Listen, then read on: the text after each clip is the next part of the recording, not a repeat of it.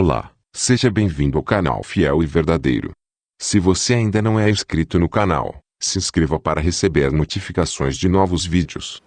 Nesse vídeo trago mais um esclarecimento de uma profecia do Apocalipse. Há mais de 3 anos que eu tenho mostrado às pessoas que Apocalipse 12 não fala de sinais literais no céu, nas estrelas e constelações. Os cristãos se recusam a ver e aceitar o que a Bíblia diz a respeito dos símbolos de Apocalipse 12. Eles procuram explicações fora das Sagradas Escrituras, como se a palavra de Deus fosse insuficiente para explicar essa profecia, e muitas vezes suas interpretações vêm a partir de deduções por meio de relações dos números e símbolos com outras coisas. Nesse vídeo vou estar explicando cada versículo do capítulo 12 de Apocalipse, através da própria Sagrada Escritura. Antes de interpretarmos qualquer profecia do livro das Revelações, devemos entender que as profecias falam a respeito do fim dos tempos, do que vai acontecer com os cristãos e a humanidade em geral. As profecias descrevem fatos concretos, vivenciados e testemunhados principalmente pelos servos de Deus. As profecias são acompanhadas de mensagens de arrependimento e santidade. Portanto, não pense que uma profecia é dada apenas como um sinal qualquer, sem aprendizado algum para o povo de Deus. Podemos ver na internet que circulam algumas interpretações para o capítulo 12 de Apocalipse, que fogem totalmente do contexto do livro das Revelações. Enquanto o livro das Revelações fala de perseguição, arrependimento, santidade, juízo, salvação, reino e condenação, as pessoas estão pegando as profecias e dando significados totalmente diferentes do significado geral do livro das Revelações. Apocalipse 12 é um capítulo que relata eventos que foram e serão vivenciados pelos cristãos. Vamos ver agora versículo por versículo que o capítulo 12 de Apocalipse tem a nos dizer sobre o fim dos tempos. O versículo 1 de Apocalipse 12 diz assim: E viu-se um grande sinal no céu, uma mulher vestida do sol, tendo a lua debaixo dos seus pés, e uma coroa de 12 estrelas sobre a sua cabeça. Para um judeu, ao ler Apocalipse 12, os símbolos devem ser claros, mas para o restante do mundo isso pode significar outras coisas, pois os judeus conhecem mais sobre o seu povo e sua nação. Um judeu ao ler 12 estrelas, a primeira coisa que ele vai pensar é sobre as 12 tribos de Israel. Ele não vai pensar em constelações. Esse texto não está falando de sinais no céu, está apenas dizendo que João viu esses símbolos no céu, pois, como podemos ver, os símbolos são coisas que estão no céu. Sol, lua e estrelas estão no firmamento, portanto, João não iria ver uma mulher na terra vestida do sol, com a lua debaixo dos seus pés, e uma coroa de 12 estrelas sobre a sua cabeça. Vamos identificar esses símbolos dentro da própria Sagrada Escritura. Gênesis 37 versículos 9 e 10 dizem assim: Teve José outro sonho, e o contou a seus irmãos, dizendo: Tive ainda outro sonho, e eis que o sol, e a lua, e 11 estrelas se inclinavam perante mim. Quando contou a seu pai e a seus irmãos, repreendeu o seu pai, e disse-lhe: Que sonho é esse que tiveste? Porventura viremos, eu e tua mãe, e teus irmãos, a inclinar-nos com o rosto em terra diante de ti? O sonho de José possui os mesmos símbolos de Apocalipse 12, porém, como podemos ver na interpretação do sonho de José, esses sinais não acontecerão literalmente, pois nem o sol, nem a lua e as estrelas se inclinaram perante José. O significado desses símbolos do sonho de José é o mesmo dos símbolos de Apocalipse 12. Como podemos ver no verso 10, Jacó interpretou o sonho, e ele entendeu que as estrelas são seus 12 filhos, ou seja, as 12 tribos, e que a lua era sua esposa, e o sol era ele mesmo. Colocando o significado desses símbolos no capítulo 12 de Apocalipse, podemos ver que esse sinal está simbolizando o povo de Israel, os descendentes das 12 tribos. Vamos agora para o verso 2 que diz assim: E estando grávida, gritava com as dores do parto, sofrendo tormentos para dar à luz. O verso 2 está dizendo que a mulher, a qual vimos que é Israel, está grávida e com dores de parto. Uma nação não engravida, portanto, o significado do texto não é literal. O texto está dizendo que Israel iria gerar um filho, e que passaria por tormentos durante o nascimento desse filho. Para ser mais claro, o texto está dizendo que em Israel iria surgir uma pessoa, e que durante o surgimento dessa pessoa, Israel iria passar por tormentos. Vamos ver agora os versículos 13 e 4. Viu-se também outro sinal no céu, Eis um grande dragão vermelho que tinha 7 cabeças e 10 chifres, e sobre as suas cabeças 7 diademas.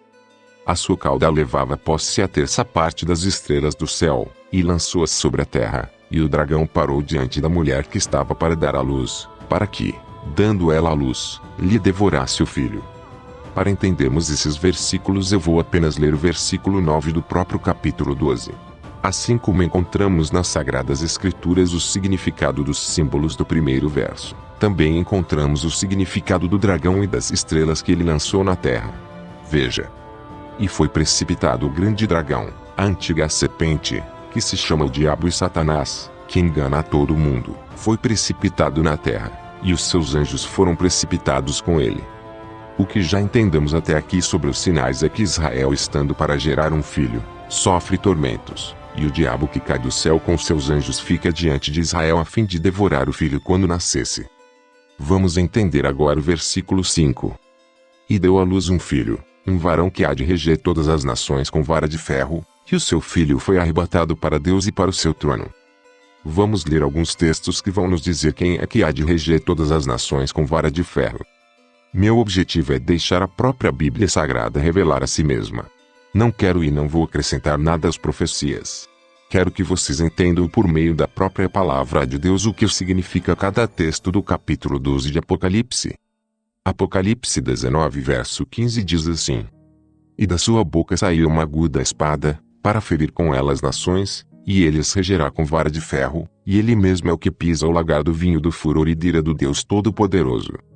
O verso 13 diz assim: E estava vestido de veste tingida em sangue, e o nome pelo qual se chama é a Palavra de Deus. Podemos ver que esse filho de Israel é aquele que se chama a Palavra de Deus. É ele quem regerá as nações com vara de ferro. E ele dará essa mesma autoridade aos que vencerem e fizerem a sua vontade. O texto de Apocalipse 12 também diz que esse filho foi arrebatado para Deus e para o seu trono. Esse texto é mais uma confirmação que temos a respeito desse filho. Vamos ver quem foi levado para Deus e para o seu trono. Salmos 110 verso 1 diz assim: Disse o Senhor ao meu Senhor: Assenta-te à minha direita, até que ponha os teus inimigos por escabelo dos teus pés. Mateus 22 verso 42 ao 44 diz assim: Que pensais vós do Cristo? De quem é filho? Eles disseram-lhe: De Davi. Disse-lhes ele: Como é então que Davi, em espírito, lhe chama Senhor, dizendo: Disse o Senhor ao meu Senhor: Assenta-te à minha direita, até que eu ponha os teus inimigos por escabelo de teus pés. Como podemos ver através de outros textos que dão o significado desse filho que há de reger as nações, e que foi levado para Deus, esse filho é Cristo, o Salvador. Resumindo o que já entendemos do capítulo 12 de Apocalipse, a mulher é Israel, o dragão é o diabo, as estrelas são os anjos do diabo, e o filho de Israel é Cristo, a palavra de Deus. Apocalipse 12 não está falando que ainda vai nascer um filho varão. Apenas está relatando o nascimento de Cristo, e a perseguição do diabo contra Cristo e seus seguidores. Vamos agora entender o verso 6 que diz assim: E a mulher fugiu para o deserto, onde já tinha lugar preparado por Deus, para que ali fosse alimentada durante 1260 dias.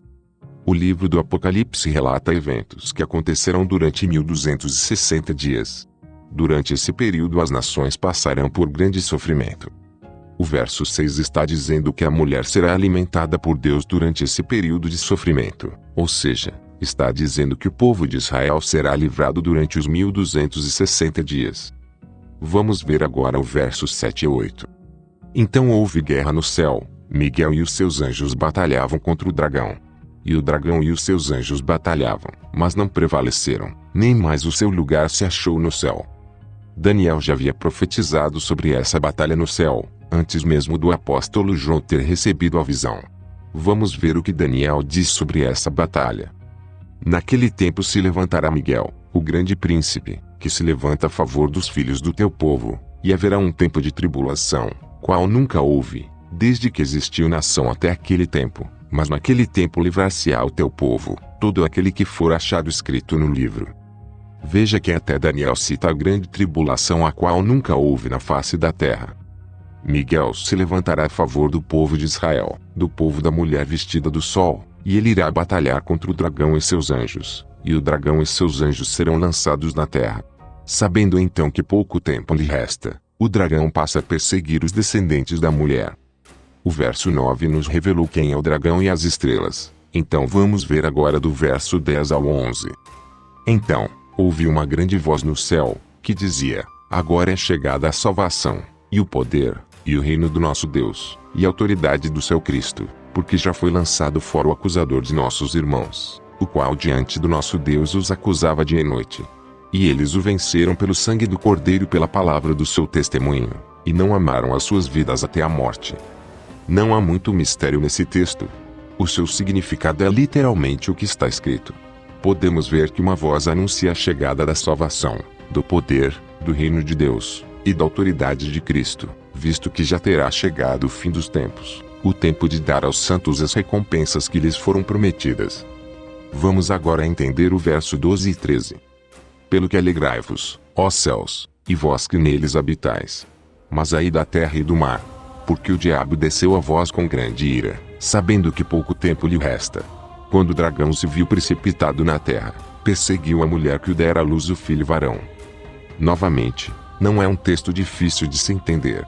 O texto é claro em dizer que após a queda o diabo vai estar irado, e sabendo que pouco tempo lhe resta dos 1260 dias, ele irá perseguir Israel, a mulher que dera à luz ao filho que há de reger todas as nações com vara de ferro. O verso 14 diz assim: e foram dadas à mulher as duas asas da grande águia, para que voasse para o deserto, ao seu lugar, onde é sustentada por um tempo, e tempos, e metade de um tempo, fora da vista da serpente. Novamente devemos lembrar que essa mulher é Israel, portanto essas asas não serão literais. Asas significam poder, capacidade e força.